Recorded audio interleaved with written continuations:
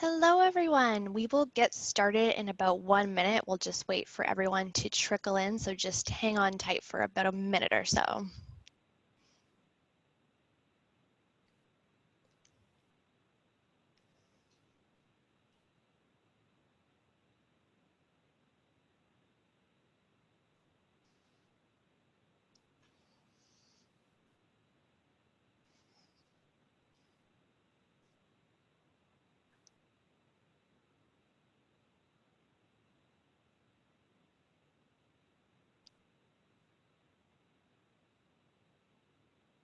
Hi, everyone. Thanks for joining us. We will be starting in about 30 seconds, just waiting for everyone to trickle in here.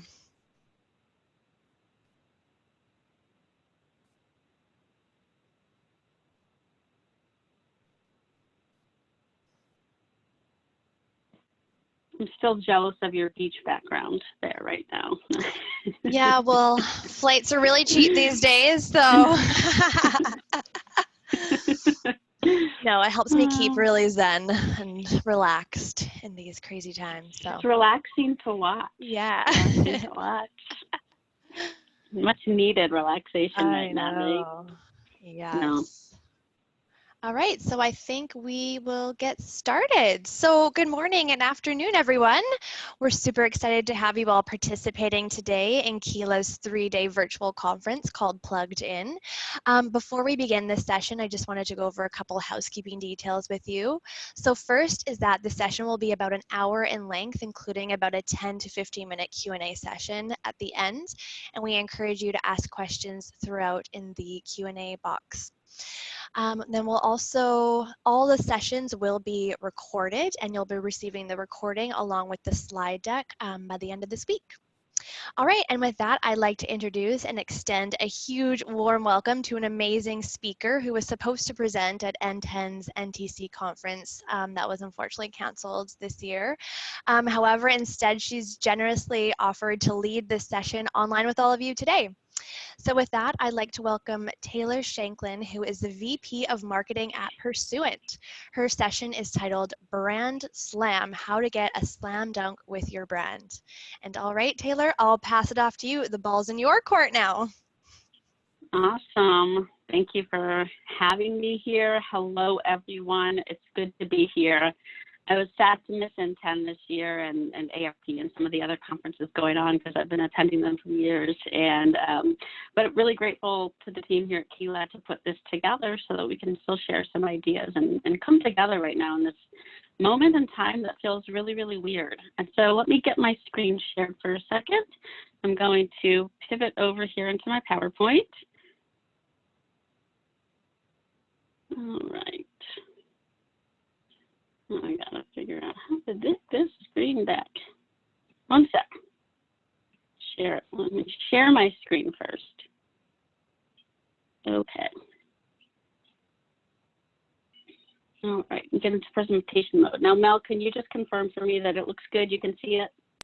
It looks beautiful. Awesome, great. I'm gonna minimize my face there so I don't have to look at myself talking. Well, I want to talk today about brand. I think brand is really important right now. It's always important in my mind. I run a marketing team, but I think particularly right now we're in this moment in time that's weird, and I want to address that today. And then I want to actually move beyond that too, and just give you some overall ideas about brand and how to really authentically connect with your audience. So thank you for joining me. So I am Taylor Shanklin. My friends call me T Shank. My emoji format is a T with a shank. And I am the VP of Marketing at Pursuant. We are a full-service fundraising agency and analytics company. Feel free to shoot me an email. I'm taylor.shanklin@pursuant.com if you want to follow up on anything, and I'm also going to share my information at the end as well. So let's keep this conversational, guys. I'm very conversational, and if you've got questions, I know Mel's going to be watching that and helping to chime in with questions that come in. We'll open up for open Q&A at the end. I'm here for you. I know this is a weird time. I want to talk about our current reality. And then I do want to move past that a little bit and get into the mindset of big brands and what I think some great brands do. And I want to show you some stories of what I believe are some great brand experiences. And then lastly, I want to show you how to make those slam dunks and apply those to your content and your messaging, and give you some things to walk away with so that you feel like you actually have some momentum to go put some of these practices into place. So right now, let's just address the fact that it feels like the world is on fire right now, and I know that I've been talking to a lot of people in my community in the nonprofit sector, both in, fundraisers, marketers, technologists, and we're just sitting in this moment where we're just like, this WTF moment, like, what do we do? And it's making a lot of us feel a little bit paralyzed, perhaps. It's making a lot of us feel like we don't necessarily know what to communicate or how to own our brand in this message, because it's scary. And we don't want to come off as tone deaf, and we don't want to come off in the wrong way. And so today I want to give you some ideas for really kind of thinking through that. And again, let you know that I'm here for you if you want to talk about it or need a therapy session or anything like that, really, because we are in this weird moment that we haven't experienced before. And it's time for us to come together, I think our industry in particular, because we are the change makers of the world, to come together and really band together and be there for one another and think through, we're here, we're still here for our supporters, and we'll get past this, and we need to do it together as a tribe of humans across the world right now. So now is not the time to let go of your brand, despite the fact that it's scary and we might not know what to say. It's not the time to let go of it. It's the time to control the narrative and really engage in very relevant and empathetic and authentic ways right now. And I'll give some examples of those throughout the presentation. And I want you to stop and take a pause too. We'll do an exercise in a minute to think about what is some of the narrative that you can control around the current environment that we're in and the current situation. Because here's the thing, people are sitting around like we're all stuck at home right now. People are on their phones a lot. We're engaging more and more in these like Zoom meetings that we have than ever before. So people are in a way like bored and looking for information. They're reading their phones, they're watching the news and looking to leaders in the community. And so in an interesting way, it's a time to really amplify our voice and let our communities know that we're here for them and that we hear them and that we're going to get through this together. And so it's not the time to push the pause button. It's actually the time to really amplify our engagement on digital channels and get social and get really engaging. I like to use this example of the fact that Visa, I don't know who knows this, but Visa can apparently predict who's going to get divorced.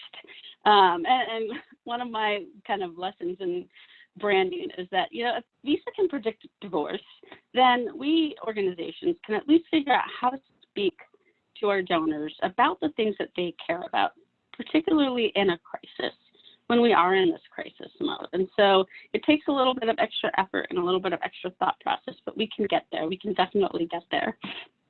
All right, so here's what I want you to do for a second. I'm going to give you guys a 1 to 2 minute pause. I want you to write down, especially since we're all kind of at home right now, probably doing these at home, gym workouts since we can't get out to the gym. Think about some words or some feelings, particularly in this crazy moment, in this weird WTF era that we're in. What are some words or some feelings that you want your community, your constituency to feel and to think about when they think about your organization? So if you've got a little pad or if you're on your computer, type it. I want you to really think about this just for a moment. I'll give you 60 seconds to pause while I drink some of my coffee.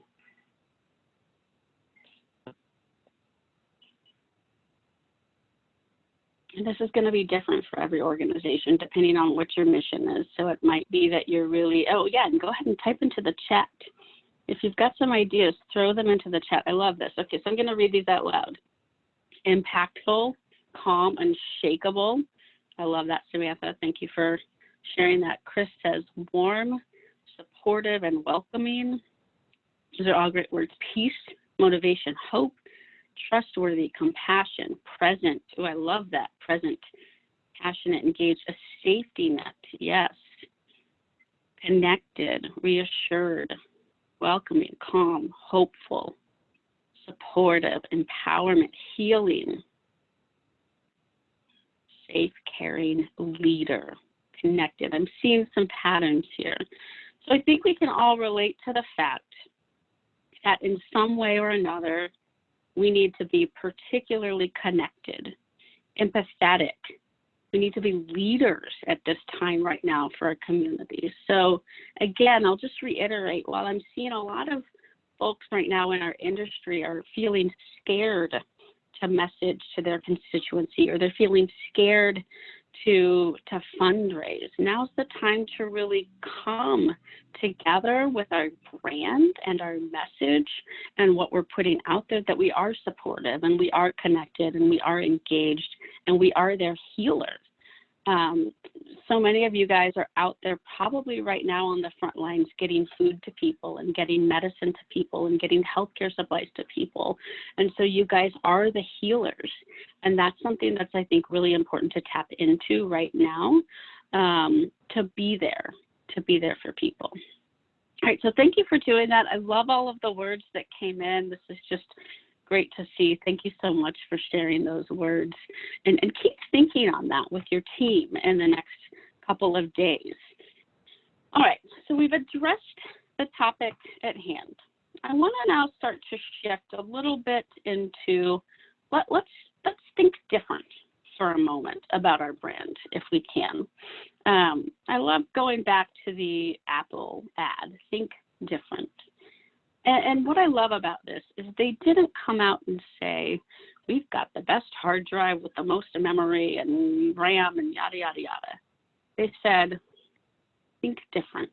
And so I invite you today, as we're in this weird world is on fire, WTF moment, and we're thinking about our brands, and we're also thinking about the long game of our brands, because we're going to get through this, and then there's going to be the impact of what happens afterwards. So I just invite you today to step out and step away right now from maybe the fear and the uncertainty, and to think different and to take a little bit of a journey with me. Cool? All right, so I grew up in the era of when Michael Jordan was just like the bomb diggity, and he was, best basketball player on earth. And I think, when I think about his brand as a basketball player, and I think about how we can make those slam dunks, there's a lot that I think we can relate to when we look at our mission and our brand and how we do make those slam dunks with our brand. So that's where I wanted to bring in the Michael Jordan reference. And, there are two things that I think are really important that I think Michael Jordan did really, really well. He owned his message and his brand very well, and he replicated it with intense consistency. And these are two elements that I think great brands do. I'm going to get into a few more, but I think when we think about owning the message, like I said earlier, we need to really own who we are. What is that message? What is maybe right now that message of leadership and community and connectedness? And then let's just replicate that with mass intensity and consistency, and just really, really hunker down on that right now in this moment in time and beyond. I'll give you a couple of lessons in owning it. And I like to talk about just really owning who you are, both as a brand, from a personal brand perspective, from an organizational brand perspective. And he owned the tongue. He really owned it. Like, his tongue was always out.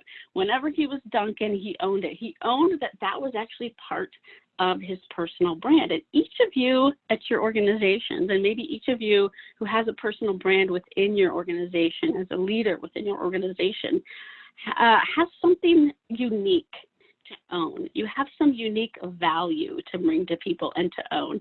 And I love this lesson in him just owning the tongue out. That was his signature. I also love his lesson in replication. I remember I have an older brother.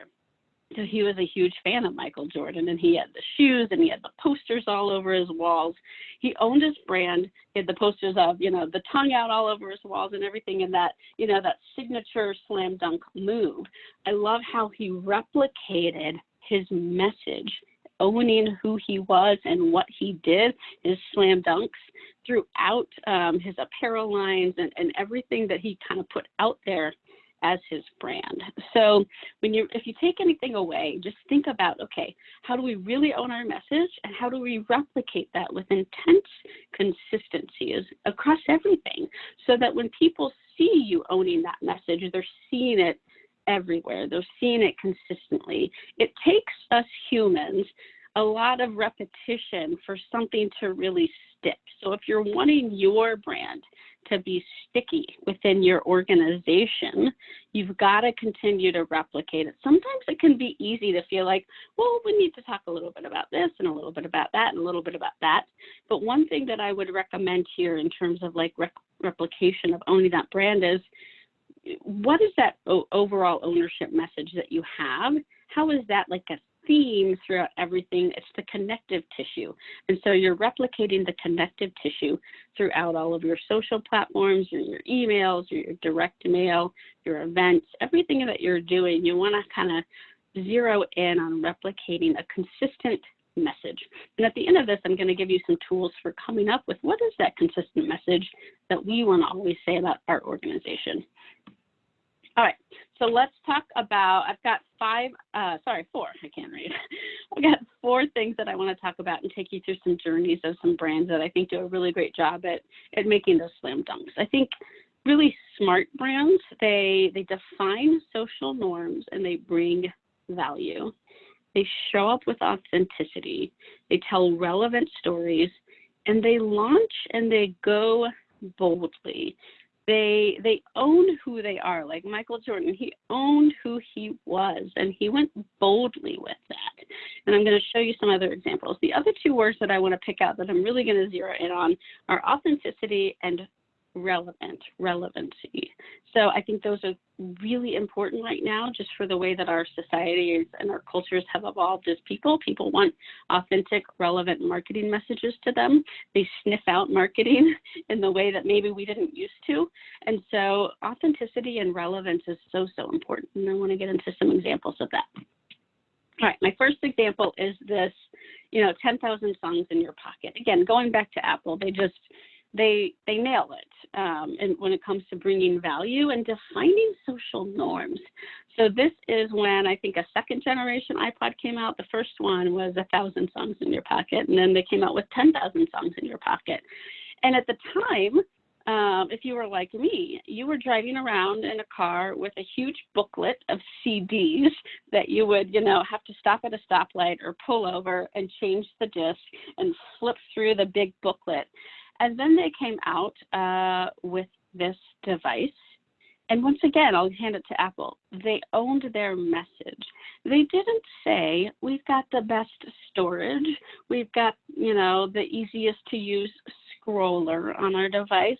They said, we're going to put 10,000 songs in your pocket. And so you're just like, say what? That's valuable. It's interesting. This is not a societal norm. Tell me more. It piques interest. And if you're sitting back and you're thinking, well, I'm not Apple, my organization's not Apple, that's true. But you do have some unique value that you bring where you could be piquing interest with your messaging in a way that they did, where you are defining some social norm, maybe something that you are trying to do, the impact you are trying to make. You are defining social norms with that. You are bringing value. So when it comes to our branding and our messaging, tapping into that kind of a value that really makes people stop and say, what is this? And it makes them peek their heads up. When there's 1,000 other messages in front of them that day, this is the kind of messaging that helps you pull up your head and say, wow, I want 10,000 songs in my pocket. I'm kind of tired of carrying around this CD booklet. It's heavy, it's clunky, it's hard to flip through. Tell me more, right? So I love this example. All right, my next example of authenticity is looking at packaging. So we've all probably had a power bar in our life. Maybe some of us have now had an RX bar in our life. I think this is an interesting story. I mean, again, showing kind of like the era I grew up in. I mean, power bars, I think, were new on the market when I used to swim in high school, and I would eat them before swim practice. And they were kind of like the staple, I guess, of like an energy bar. I remember them coming out and becoming popular. Now there's a ton of different types of energy bars and protein bars that you could buy. And over on the right, you see RX Bar. I don't know if anyone's ever had one. The story of RX Bar, I think, is interesting because they had different packaging and their sales weren't doing very well. And then they decided, well, let's just tell people exactly what's in here. Let's be really authentic and transparent. And so the packaging evolved to where they say exactly what is in the bar, 3 egg whites, 6 almonds, 4 cashews, 2 dates, and no BS. When they changed their packaging, their sales skyrocketed, and now you see these bars everywhere. They're probably one of the most popular bars out there on the market. I always see them up next to Luna and all of the kind of really popular ones right now. So I love this example of, just tweaking the way that you are presenting yourself with your brand to make a much, much bigger impact in being transparent and being authentic. People crave that authenticity.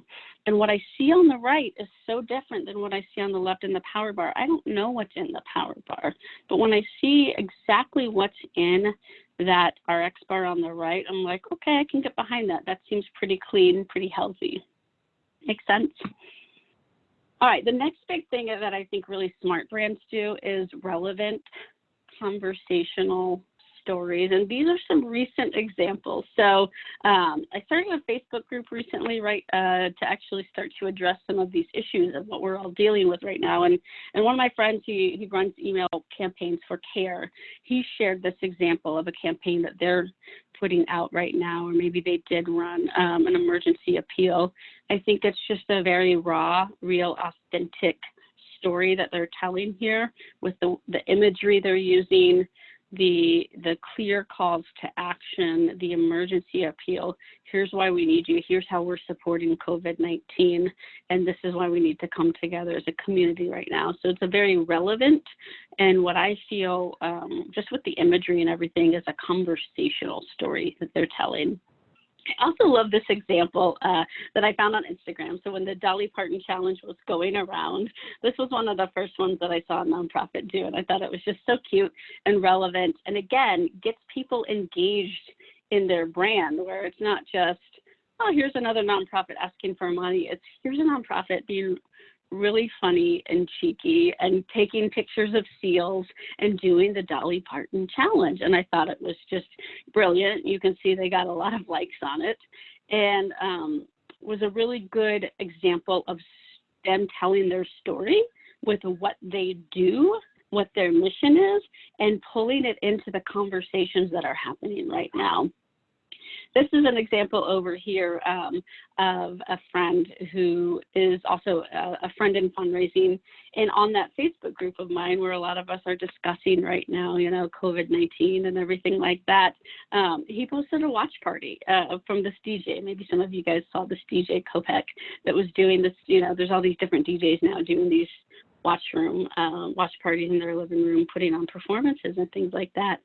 And I think it's just, again, an interesting example of leaning into the conversation and what's relevant at hand right now, and creating something that is something that people want to engage with.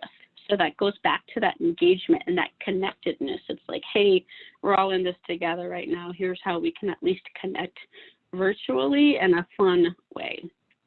So be thinking about those types of opportunities right now. Again, tapping into what's happening in the world. What way can you be relevant and conversationally tapping into your communities so that people do feel connected with you right now?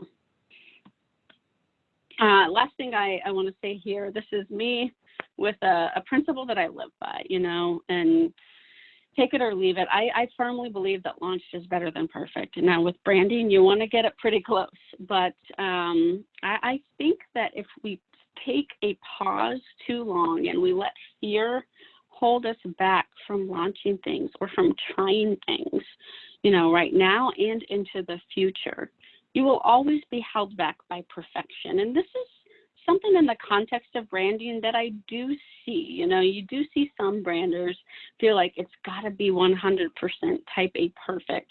I disagree. I like to get things to about 90-95% and push the go button and see what happens, and then take feedback and iterate. You can always iterate.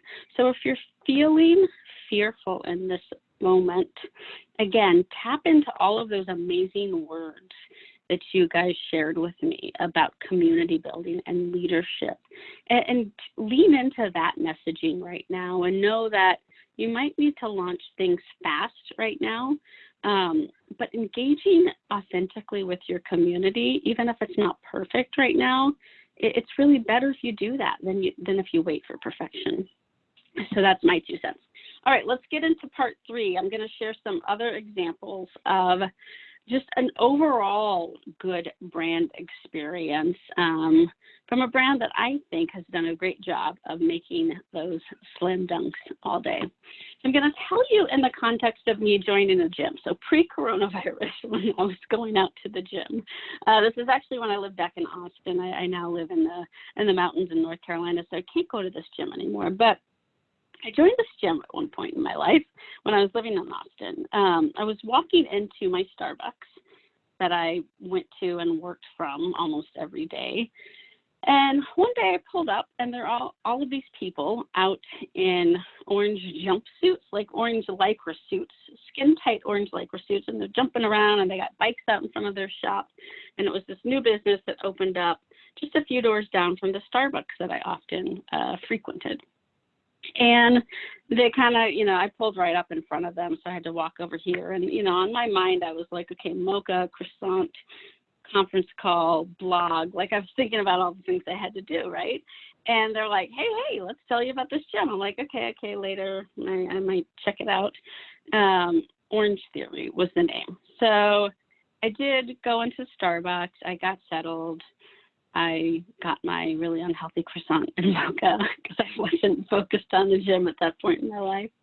And I did kind of like have it was in the back of my head. I had my interest piqued, probably because of the orange lycra and the jumping around. And so I went and I Googled Orange Theory, and I was like, what is this anyways? Like, I didn't really know. I didn't take enough of a pause to look. So I went to their website, and it said More Life. It looked very different than most gyms websites that you go to. The big call out was More Life. And what really struck me here is, from a branding perspective, from a branding nerd, because I geek out on this stuff, like I look at this more than probably most people. So I was like, More Life. Like, a lot of gyms say, like, 24/7, or we've got, state-of-the-art equipment.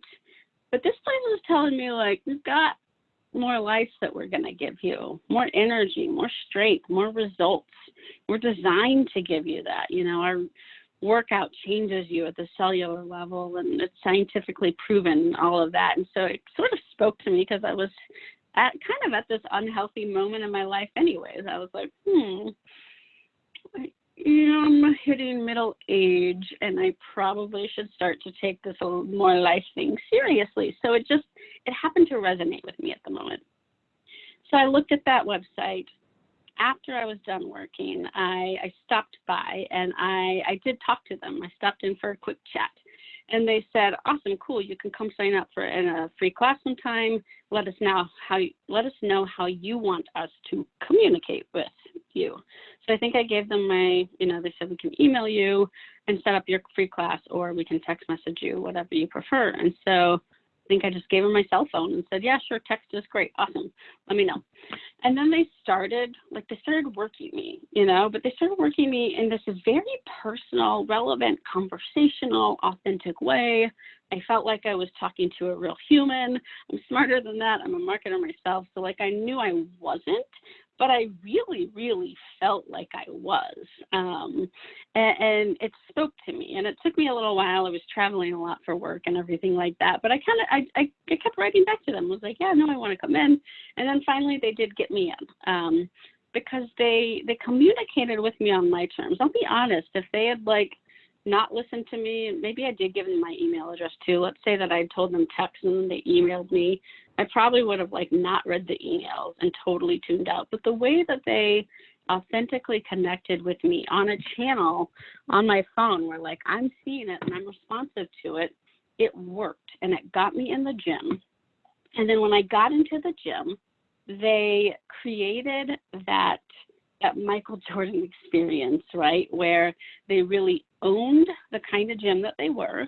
They made you all about it, and they consistently replicated that message of Orange Theory and who they were and the kind of workout that they gave you and the more life that they gave you.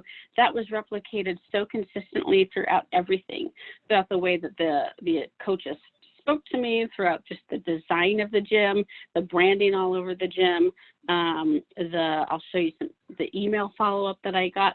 All of it was very holistic. Again, they took that connective thread of like more life and we're a fun place and we're going to make this workout great for you and it's going to be an hour and it's going to be really intense and you're going to love it. They took all of those connective threads and really like tied everything together so well. And so it gave me this very, this feeling of total immersion and engagement.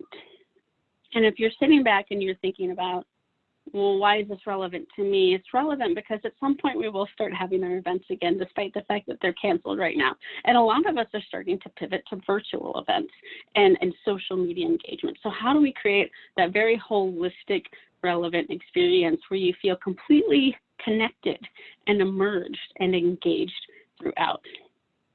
They started sending me these follow-up emails, so I wasn't expecting this. And I loved this because it gave me data. It brought me value. It consistently showed me how I was doing with my workouts, how I was improving. It taught me things that I didn't know, that I wasn't expecting. And so I think some of the best brands out there, they bring you value first. These emails weren't like trying to sell me on much of anything. They were literally just value add emails. And they were valuable in the way that they gave me a couple of ways. They gave me information that I wouldn't have otherwise known.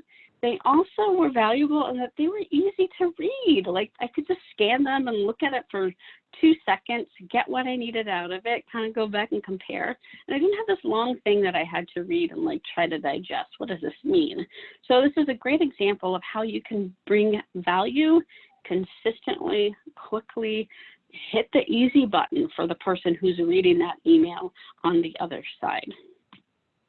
And then lastly, they really pull people into the conversation. So they've got an active social media following. They have an active Instagram. You know, people who do Orange Theory, if anyone on the call here has done Orange Theory before, you know, it's like, hey, how many splat points did you get? I mean, I'm going to admit mine were terrible. Like I would always look at other people in the class. I'm like, I feel like I'm working really hard. I don't know how you're doing that.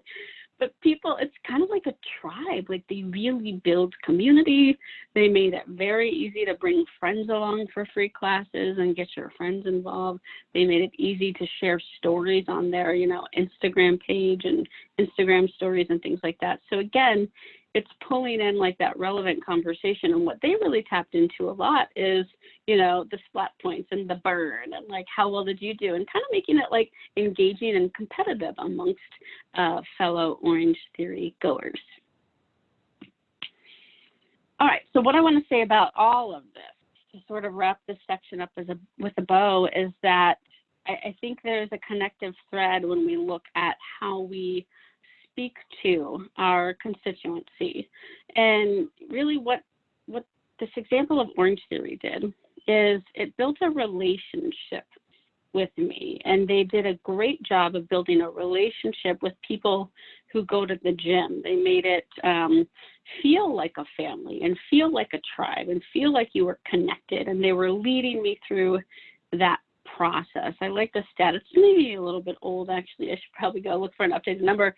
But in this research study from GiveGab, they said 93% of donors would give a second gift if the organization's fundraising was more relational and less transactional. And my moment of pause here for you guys is that's why authenticity and relevance is so important, because the way humans function right now, this day and age, is they want transparency. They want authenticity. I think there's several reasons why. I think there's a lot that has to do with that is just the way that technology has changed us. People are very real. Oftentimes on their social media channels, you see into people's lives a lot more than we did before we had TikTok and Instagram and Facebook and LinkedIn. You just see into people so much more. And so I think tapping into our human nature and our connectedness is something that really makes this so relevant right now when it comes to thinking about your branding and your messaging. So focus on people versus program. People, people, people, people. I think about it now as, you know, there's B2B marketing, there's B2C marketing. You guys are doing B2C marketing mostly if you are, you know, you're marketing directly to potential donors and advocates and event participants. Focus on people, focus on human to human marketing, okay?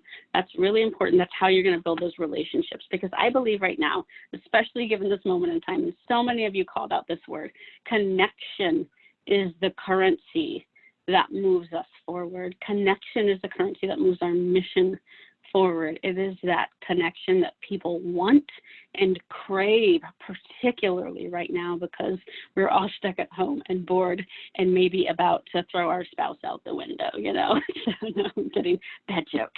All right, let's get into the last part of this. I want to help you think through, okay, how do I start to apply this, Taylor? If you're wondering, how do I start to apply some of these things to my brand or my content? Maybe you have a small team and you're like, okay, this is great. How do I do this? So I've got some tips for you. I want to take another moment of pause here real quick. Think of your favorite product. Let's go back to the value add message and type this into the chat for me, people, because I loved what you shared when we talked about how you want people to feel about your brand.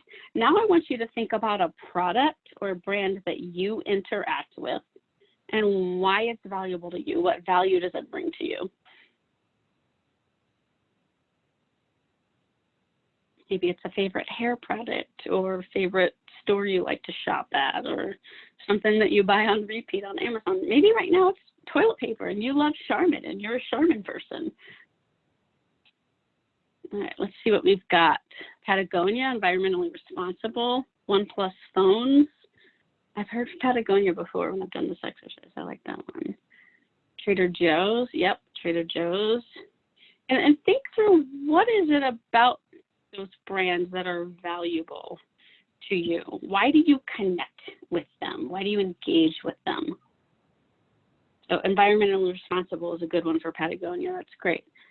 Trader Joe's, maybe it's like it's easy. I can go and I can pick up stuff that's, you know, going to be easy to make and, you know, easy dinner preparation. Aldi, simple and authentic and organic. Trader Joe's, the world under the roof. So yeah, you can go there, you can get kind of a smorgasbord of a lot of different things. I connect with Google. I think the value they bring to my life is providing tools that make my life easier. Thank you for saying that. Yes, amen. Peanut butter I like is organic and oily and amazing. Oh, who doesn't like oily peanut butter? I'm with you there. Been eating a lot of that lately as I've been sitting around at home. I buy the same running shoes because they're reliable and they last a long time. I'm with you there too. I buy the same brand of running shoes now all the time because they're the best ones that I found for me. Gorg, it satisfies my need for sustenance in the moment. No high sugars left. Certain coffee companies, fair trade, Unitarians, being open-minded. So those are all great things. So bubbly. Oh yeah. Oh God, I drink so much bubbly water. Bubbly is the new LaCroix. I'm telling you, it's a new LaCroix. They've got that blackberry flavor. It's delicious. All right, so there's these values that these brands and these products bring to you and to your daily life. And I love that Google example. It makes my life freaking easy, right? I can press the easy button on so many things. And your nonprofit is no different. You bring value in some way. I often like to think of a nonprofit's mission in a very much like a product. And sometimes this sounds, you know, very for-profit-y, but I don't think it is. So hear me out. You are serving a need. You are providing goods and services. You are changing the environment, making it better for all of us.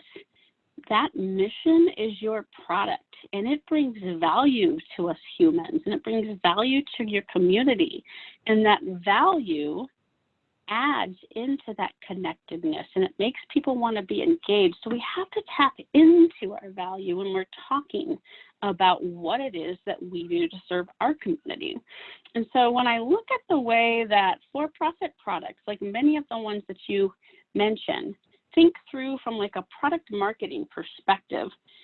And when they build out those value statements, kind of like the Orange Theory one, and I'm going to break that down in a minute, they're looking at how do we fill functional needs, how do we fill emotional needs, how do we fill life-changing needs, and how do we fill social impact. Now, we're all in that category here. And so this will be a take-home exercise to do, but what I'd like you to do when you step away from this conference today is to really evaluate what's your value proposition, how do you tap into that.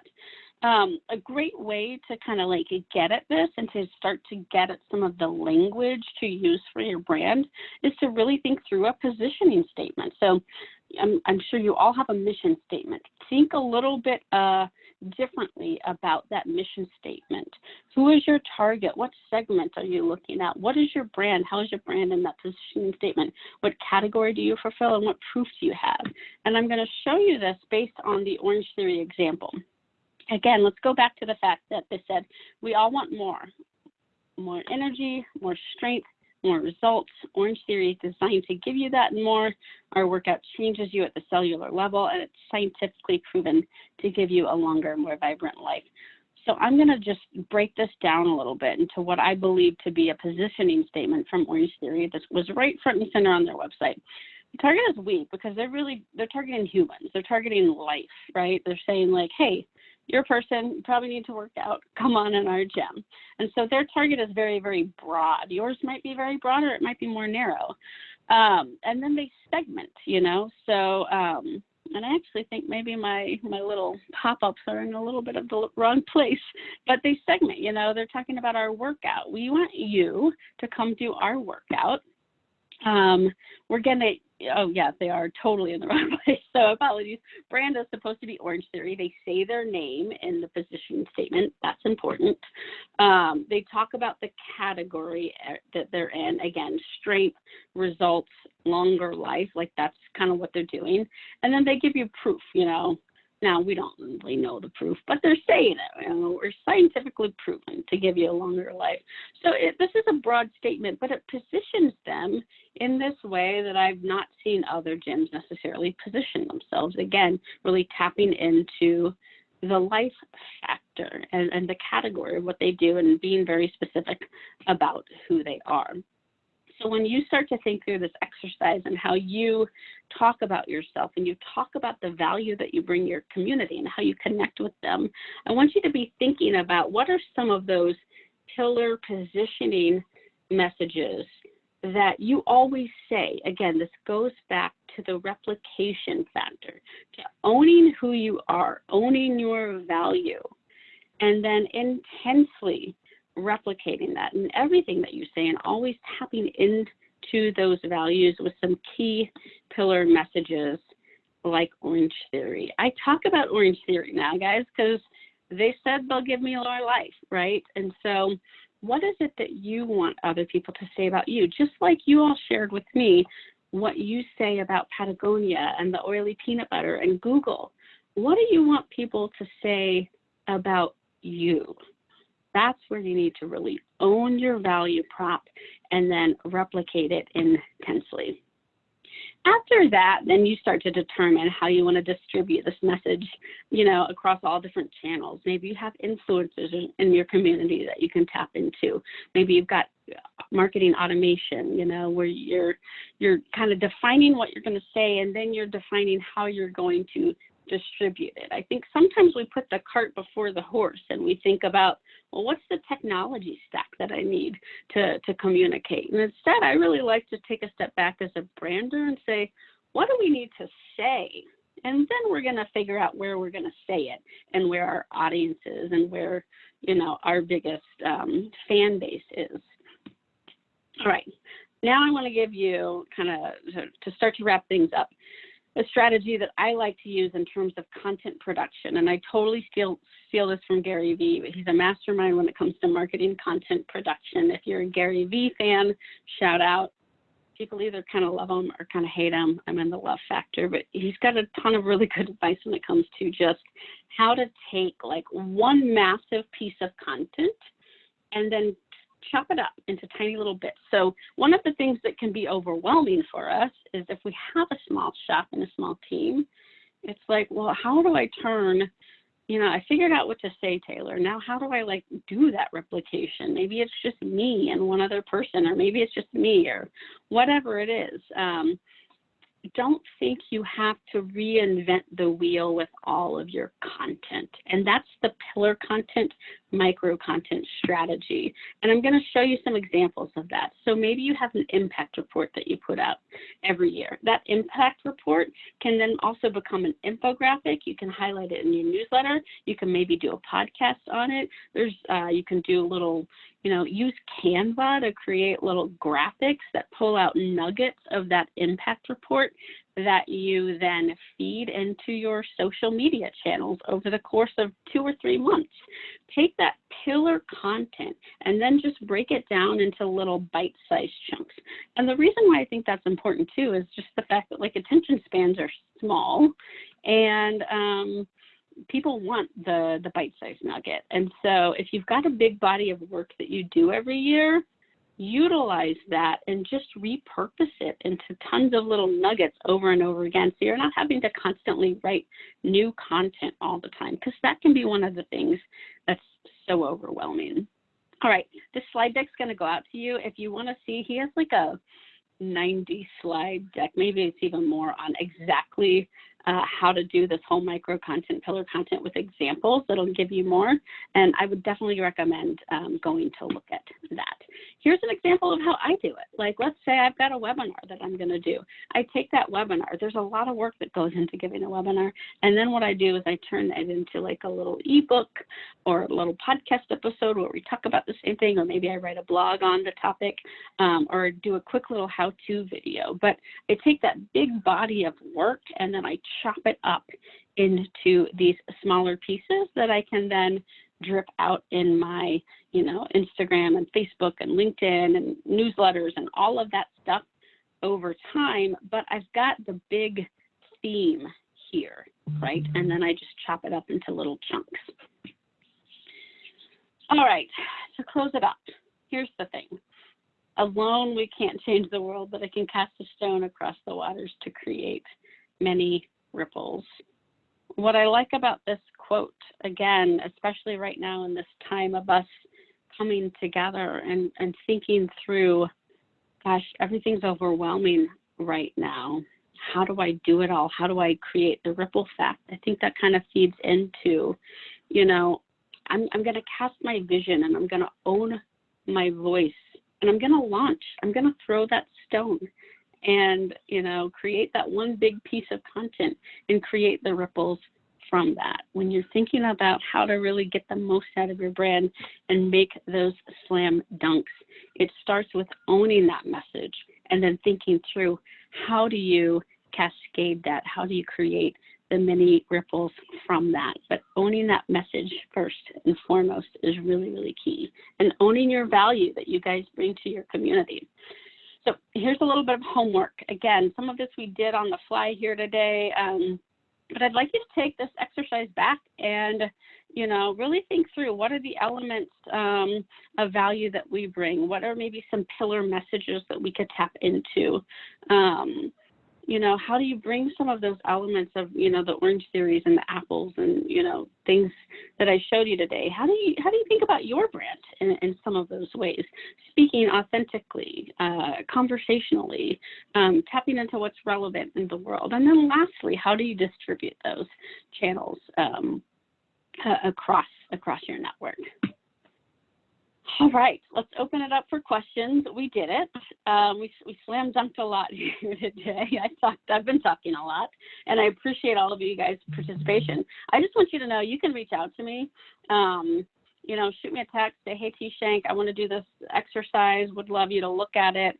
Find me on LinkedIn. I'm very active on LinkedIn. Go message me there.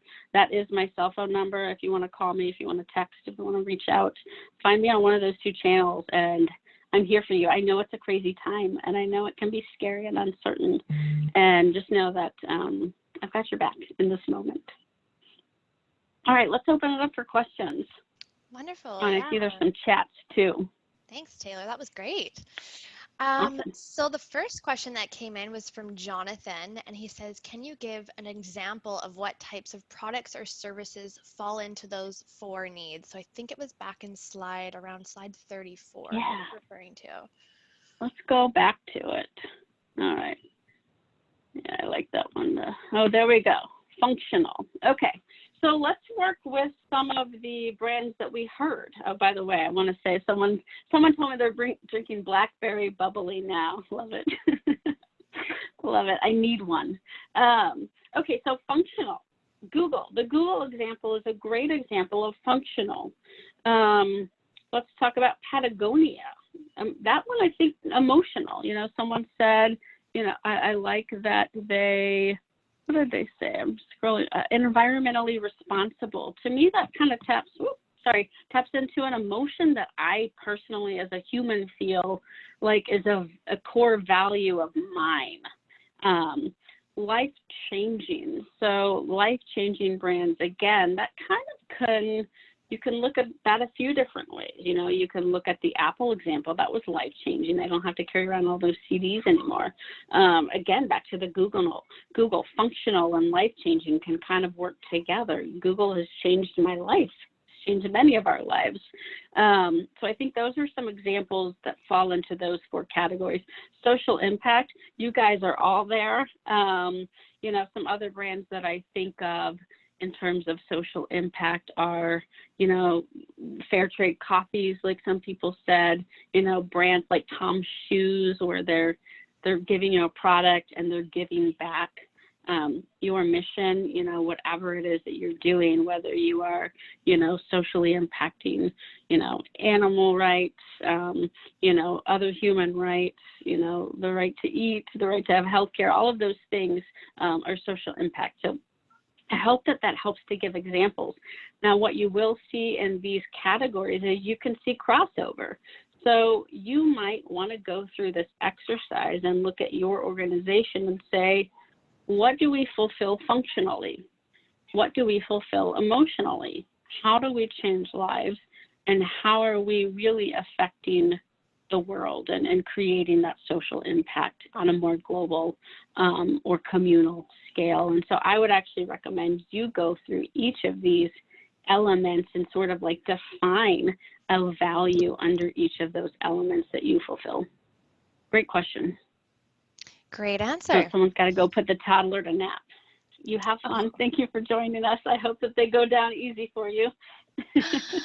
There is also a question from Chris, and he is saying, Orange Theory is clearly doing some really unique and exciting marketing, but I work at a small nonprofit with limited resources. How can I do something similar with my brand with much less money and time? Totally. And there was another question kind of similar in the chat where it's like, hey, let's talk about some nonprofit examples. Look, I get that. Yeah, I like to bring in these big brands just to, again, get you to think different and get you to think outside the box.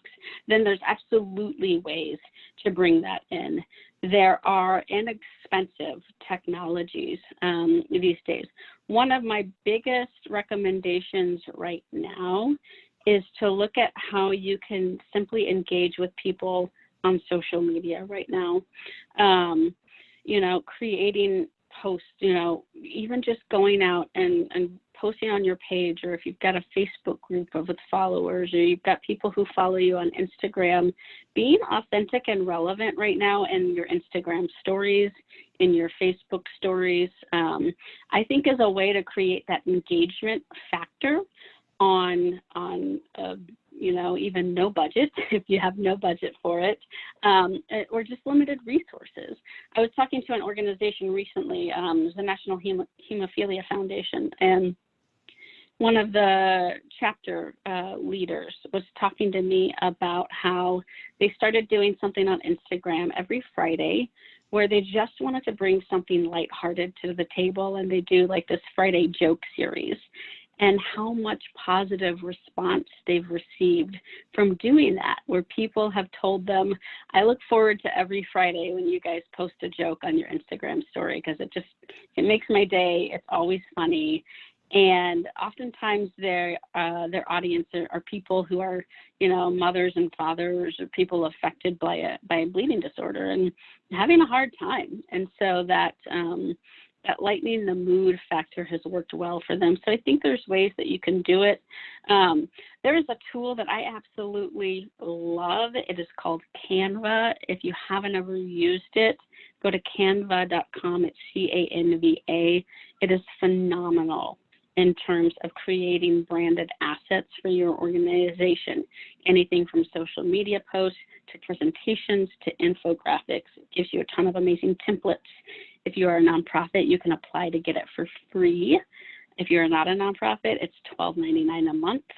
And I highly recommend that tool if you are a small shop trying to get ideas on just like your branding and different little templates and things like that you can use to put, again, to put your messages out there in a nice looking way. I hope that helps.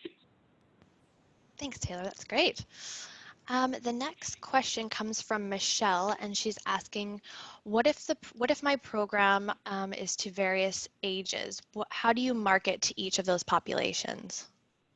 Yeah, I think that's a good question. I think if you have access to actually understand your age demographic, I think one way you can do is to ask people, what's their communication preference? Send out a survey. I think someone else was typing in too, are surveys helpful? Yes, surveys are absolutely helpful. Going back to that Orange Theory example, they asked me, hey, how do you want to be communicated with? And I said, text is great. And then they actually followed through with that. And so send out a simple survey and say, hey, what's the best way to reach you? I think another thing I want to say to that too in terms of age is there tend to be biases that certain people in certain age groups are going to only respond to this medium or that medium. And I think that that's changing. I think there's a lot that still holds true to that. Sure, you're going to have age groups that respond better to mail than email, than Facebook, whatever. But I do think that that's changing.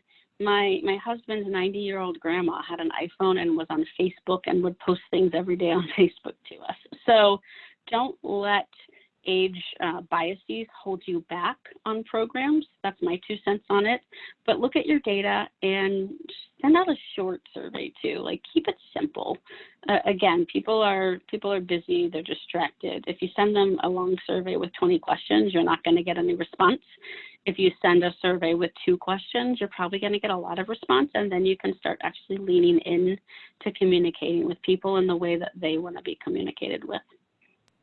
That is a great answer. I love that.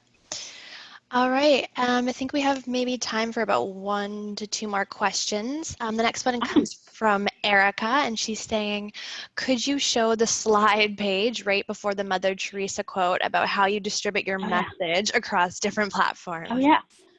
Yeah, totally. Let's go back there. The pillar content. So this one or this one? This is my example of literally what I do. So I do a lot of webinars, and then I turn those webinars into other things. Just maybe chat in with me and tell me if I'm showing the right one. Yeah, that one. Okay. So yeah, take it, steal it, run with it. I just want to bring value to my community here with you guys, and this is how I break things down. And I have a child enter my room now. You might see him. Hello. So sweet. I told them, give me 1 hour. This is what being stuck at home with your kids out of school until May looks like. It has been 1 hour. That's awesome. That real, authenticity, guys, authenticity. Absolutely. It has been 1 hour. No, you've got 1 minute, son. All right. Well, I guess we can conclude this now since Taylor's probably got to get going. Thank you, everyone. Keep it real. No, you can expect me to be real for sure. All right. So thank you. Thank you for having me. Again, reach out if you want to reach out. You can go find me online and we can talk more, and I'm happy to answer any other questions. Thank you, Keela, for having me on today, and thanks for your attention today, folks. No problem. It was a pleasure to have you. We are so thankful for all of your thoughtful insights, and it was an amazing session, so thank you. And Awesome. just a reminder that our next session will start at 10:30 a.m. PST or 11:30 EST today, so in about 30 minutes.